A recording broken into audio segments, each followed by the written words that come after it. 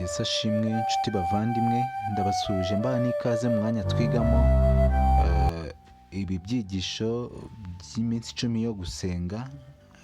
Turi kwiga ibyigisho bifite insanganyamatsiko igira iti dore murabohowe nuko mugende. Tugeze ku munsi wa kane. Umunsi wa kane uragira uti nimuce bugufi mugirane wa mutima wari muri Kristo Yesu. Nimuce bugufi mugirane wa mutima wari muri Kristo Yesu. Amagambo meza cyane. Uyu munsi tukaba turibona amagambo by'umwihariko ashingiye mu isomo riri mu byakozwe n'intumwa, igice cya mbere umurongo wa 12 kugeza ku murongo wa 14.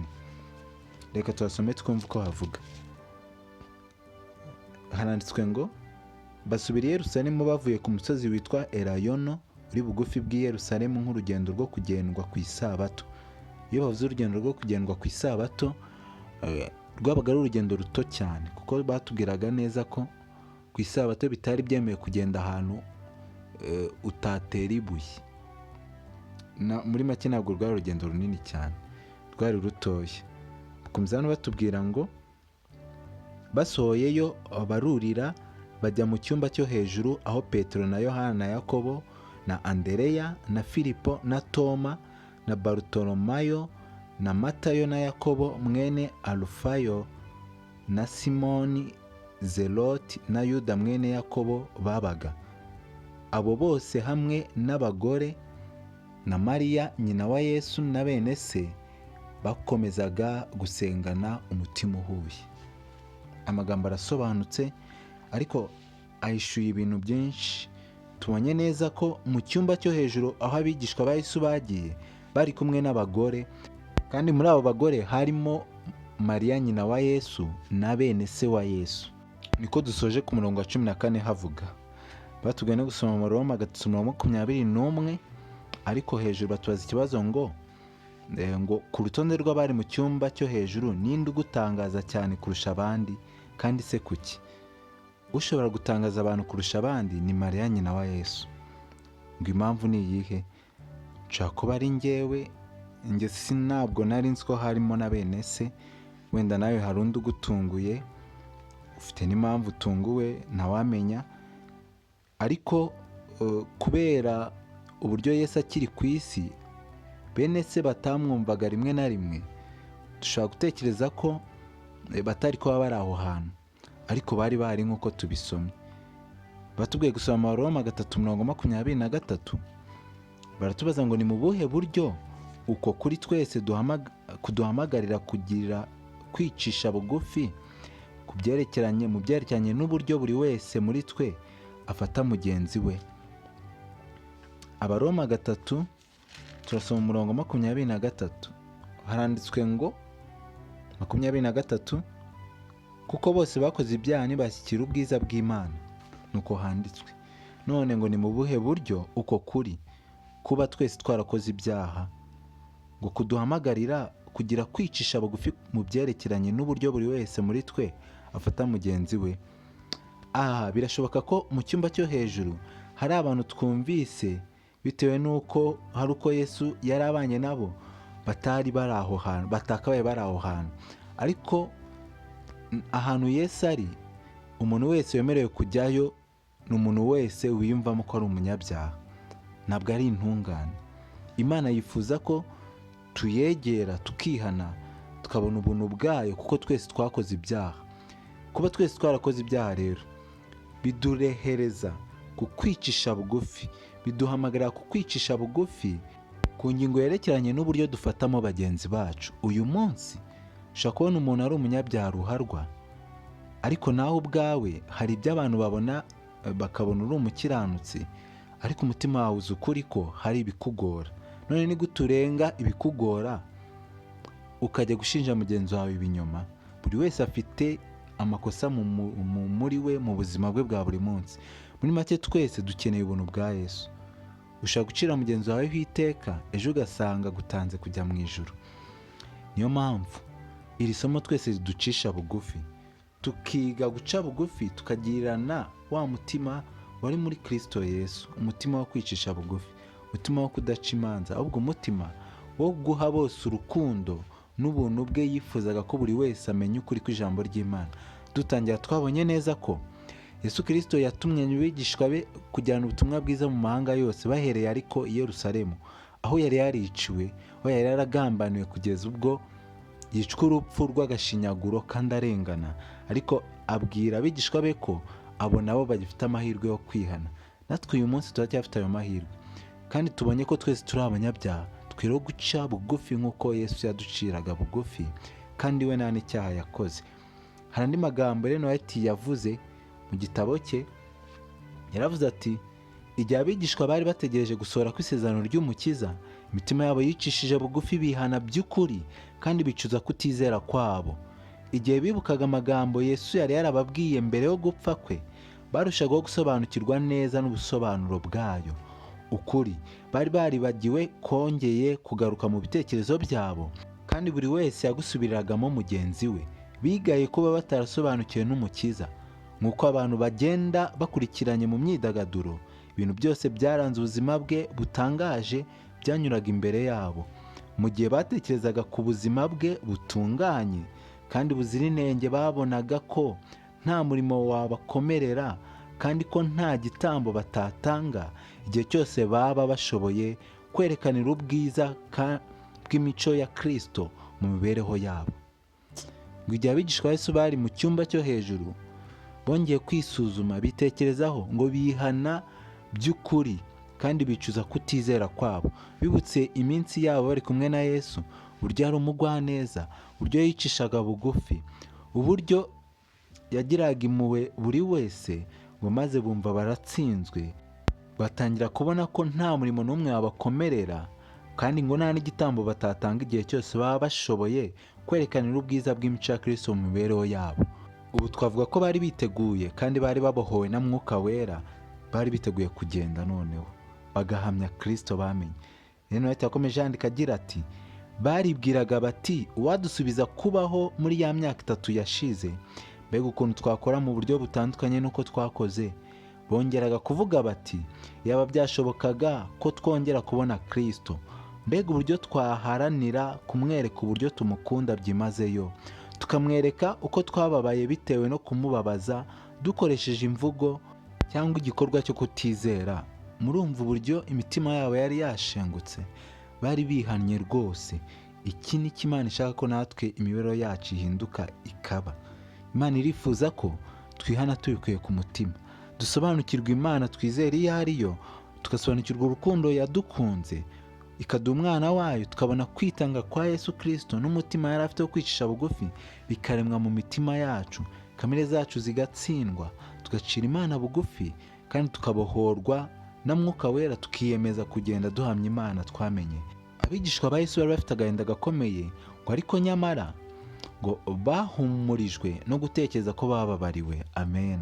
Iyo dutekereje ko twababariwe kubwo kwihana kandi tukizera imbabazi zituruka ku Mana, ngo ibyo bintu biraduhumuriza, kuko twirebyeho ubwacu nta n'umuntu n'umwe wakwiha icyizere, byarangira tubaye nka Yuda tukiyahura. Yuda ikosa yakoze ni ukwirebaho ubwe, ariko Petero yarebye kuri Kristo maze yumva ijwi rimubwira riti, warababariwe. Iyo dutekereje ko twababariwe, ya mibabaro irashira, tukemeza kubana na Yesu, tukagenda nkawe, kandi tukagenda tumuhamya mu mibereho yacu ya buri munsi. Abigishwa ba Yesu nabo bamaze kumva ko bababariwe, bamaze guhumurizwa n'iryo ijwi ryiza ry'impuhwe ribabwira ko bababariwe, ngo niyo mpamvu biyemeje ko bazatanga ikiru cyo kutizera kwabo, bamuhamiriza imbere y'abatuye isi bafite ubutwari. Byakozwe n'intumwa page 25 na 26. Abigishwa ba Yesu bafashe umwanzuro w'uko ikiguzi cyose byasaba, nubwo byabasaba ubugingo bwabo, bazagitanga bahamya Kristo bamenye mu bugingo bwabo, ngo kandi bafite ubutwari. Aya magambo arakomeye cyane. Ubu noneho dusobanukiwe n'umurimo wa Kristo, n'uburyo abigishwa ba Yesu babohowemo, n'uburyo Kristo yacagamo bugufi, kandi abigishwa ba Yesu bongeye kubyibutswa, maze ngo barihana rwose, kandi bihana babikuye ku mutima. Tujye gusenga dusaba Imana ko hatagira ikintu na kimwe kitwitambika mu nzira y'uburyo duha agaciro nuko twishimira umuryango wacu, inshuti zacu n'umuryango w'itorero ryacu. Data mwiza, urakoze ku bw'aya magambo meza.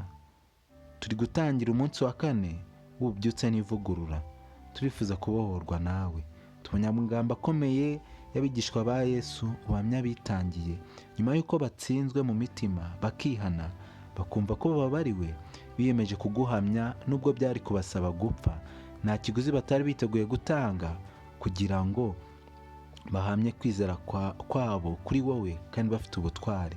Uduhe ubutwari bwo kuguhamya, uduhe ubutwari bwo kuguhamya mu miryango yacu, uduhe ubutwari bwo kuguhamya mu nshuti n'abavandimwe, ku itorero, aho dusengera, aho tugenda.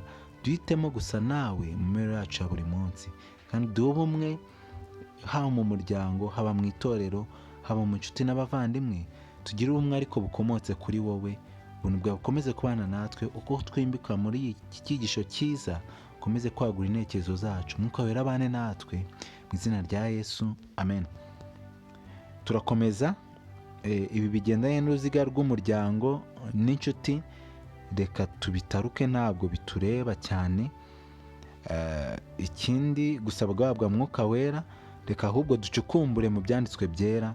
Dusome mu Bafilipi igice cya 2, turasoma umurongo wa 5 tugeze ku murongo wa 8. Twumve icyo Pawulo yandikiye Abafilipi. Abafilipi igice cya 2 turahera ku murongo wa 5 tugere ku wa 8.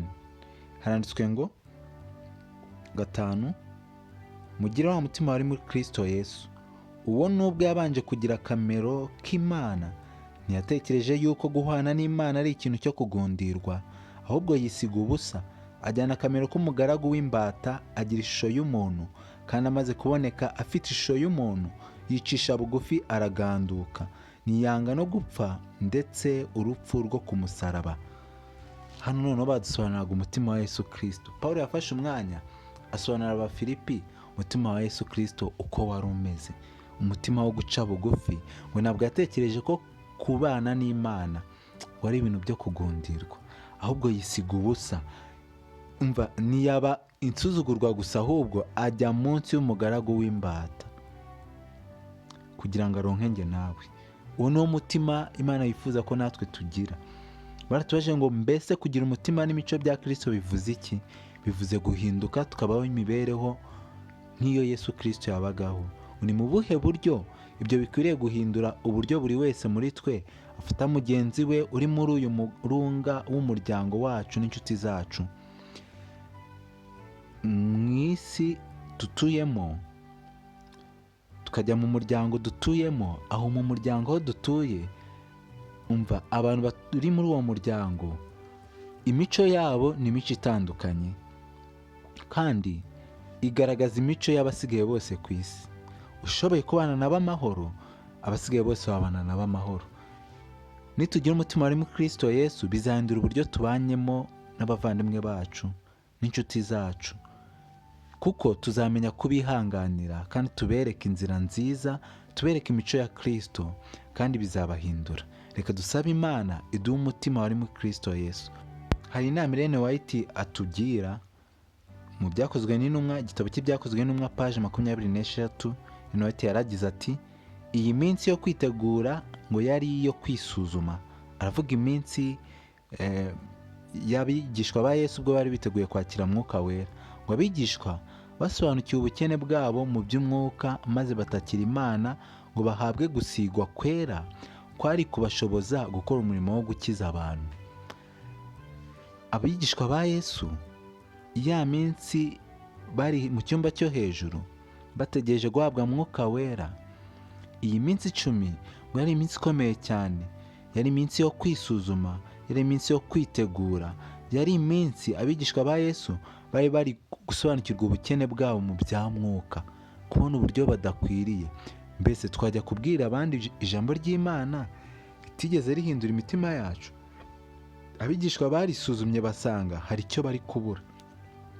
Nta kumaramaza kuba ari bo, baracyafitanye amashyari, baracyafitanye inzangano hagati muri bo, baracyagambanirana, baracyatekereza umukuru muri bo mu bwami bw'Imana. Nuko ibyo byose babishyira ku ruhande, barihana rwose. ibyo ni byo natwe dusabwa muri iyi minsi 10 y'amasengesho, gukomeza kwisuzuma, kwihana ku cyaha cyose tubonye mu mitima yacu, gusaba Imana ngo ikomeze kurondora imitima yacu kandi twihane rwose, kugira ngo duhabwe imbaraga yo kujya guhindura abandi. Ntabwo twahindura abandi natwe tutarahindutse, kuko bazatumenyera ku mbuto zacu. Niyo mpamvu abigishwa ba Yesu nabo baba barimo barasaba kwakira Mwuka Wera, kwakira gusigwa gushya, ngo kugira ngo bashobore gukora umurimo wo gukiza abantu. Uyu wo bagombaga kuwukora, ariko hari icyasabwaga, kwari ukwihana bakakira imbaraga ya Mwuka Wera. Natwe turasabwa gusaba Imana ngo iduhe gusigwa gushya, itwezeho inenge yose, tubabera n'abaziranenge, tugire imico ya Kristo, tugire umutima wo guca bugufi nk'uko Kristo yacaga bugufi, kuko abantu turakirwa gushyira ubutumwa bwiza ni abantu bafite kamere zitandukanye, ni abantu batakebwe, ni abantu bari mu ngoyi ya Satani, ni abantu biteguye gukora ikibi cyose uko kimeze. Niyo mpamvu tudafite umutima wari muri Kristo Yesu, umutima wo kwihangana, umutima w'impuhwe no guca bugufi, ntabwo ijambo ry'Imana twarijyana ngo turibabwire.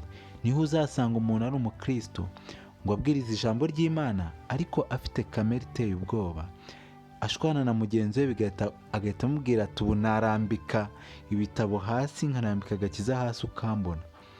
Ntabwo uyu muntu aba afite umutima wari muri Kristo Yesu. Niyo mpamvu abigishwa bawusabaga ngo babanze bakiriye imbaraga ya Mwuka Wera. Natwe nicyo dusabwa. Bakomeje hano batubwira ngo babonye ko ubutumwa bwiza bugomba kubwirwa abatuye isi, maze bahera ko basaba imbaraga Kristo yari yarabasezeraniye. Niba tubona ko ubutumwa bwiza bugomba kubwirwa abatuye isi, niba tubona ko abantu koko bakeneye Kristo, bakeneye kumenya ukuri, bakeneye kwakira ubugingo buhoraho, dukwiye kubanza gusaba igisabwa, kandi nta kindi gisabwa ni Mwuka Wera. Abigishwa ba Yesu babonye ko umurimo ari mugari kandi ko ugomba gukorwa, kandi babona ko batawujyamo bonyine, basaba imbaraga ya Mwuka Wera. Nicyo natwe turi gusabwa muri iki gihe, muri minsi 10 y'amasengesho. Reka tuzayisoze imbaraga ya Mwuka Wera yadusukiwe, twiteguye guhamya uwo twamenye, ariko kandi ukorera mu bugingo bwacu. Mbere yuko dusenga, reka twumve icyo tugiye gusengera. Dusenge dusaba kugira umutima n'imico bya Yesu Kristo.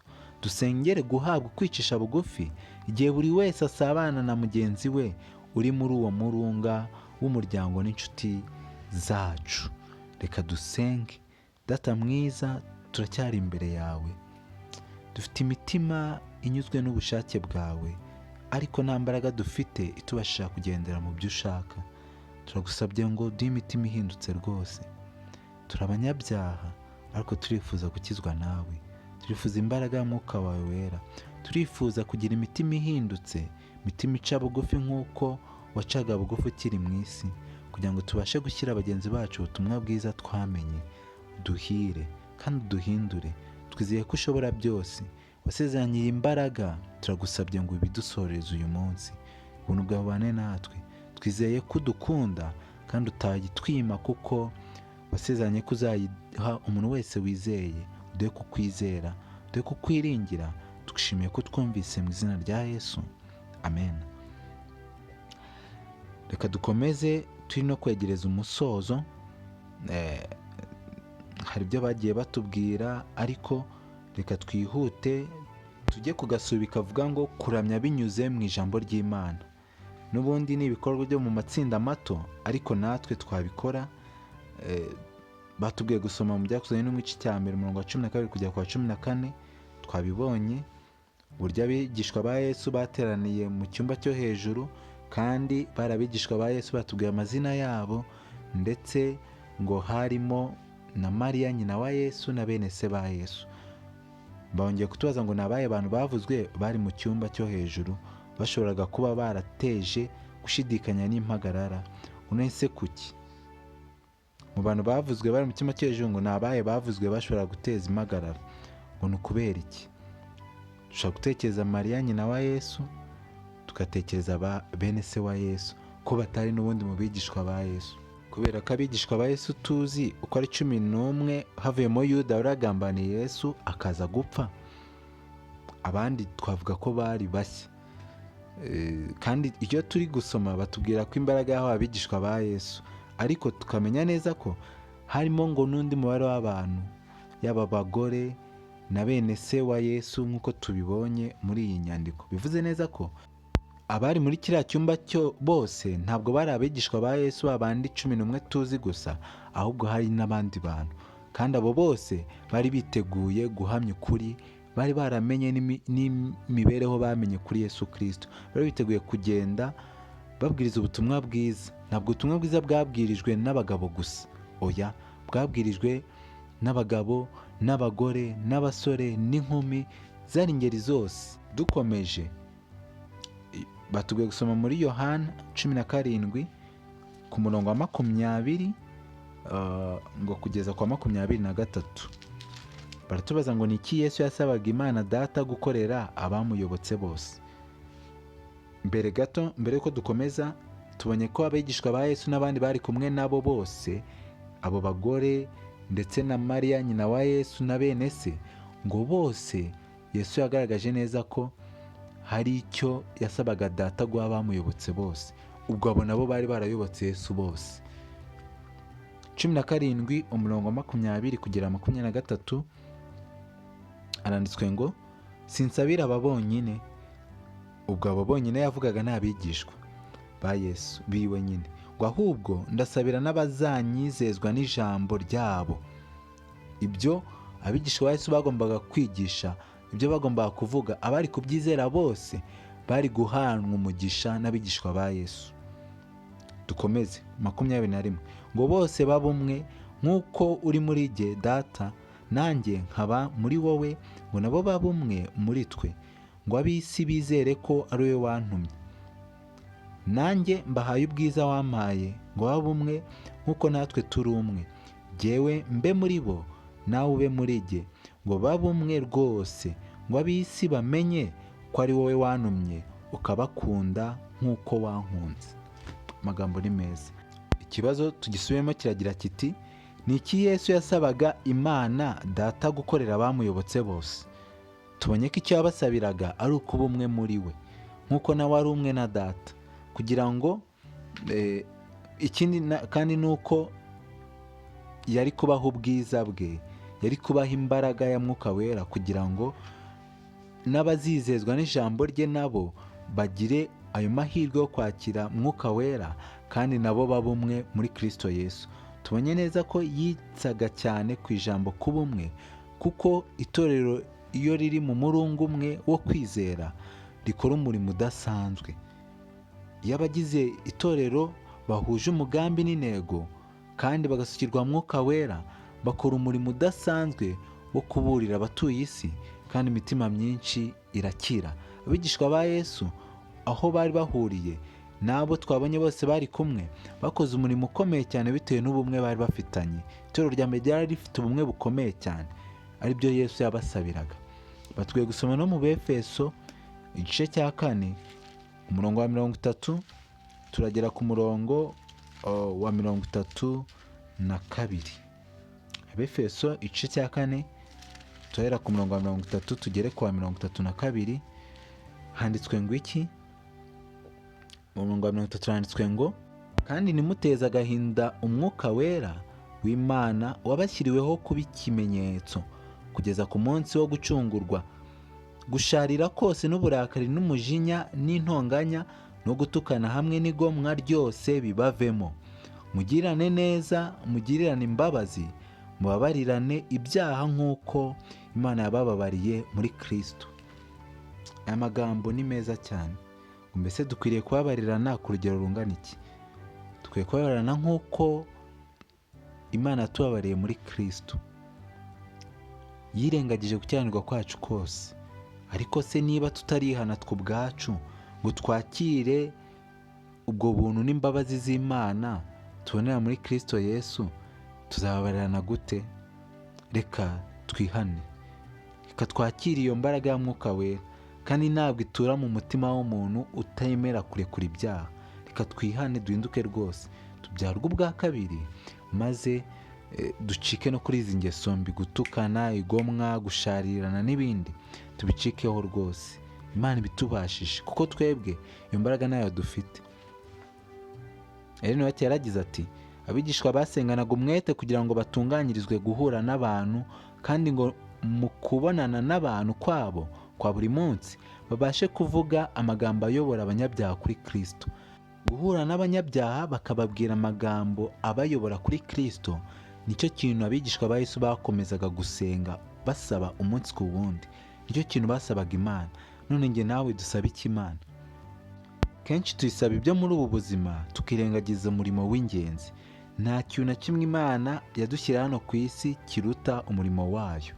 Ibyo wakora byose, inyungu wagira zose, nta nyenyeri uzambikwa yuko wubatse inzu nziza hano ku isi.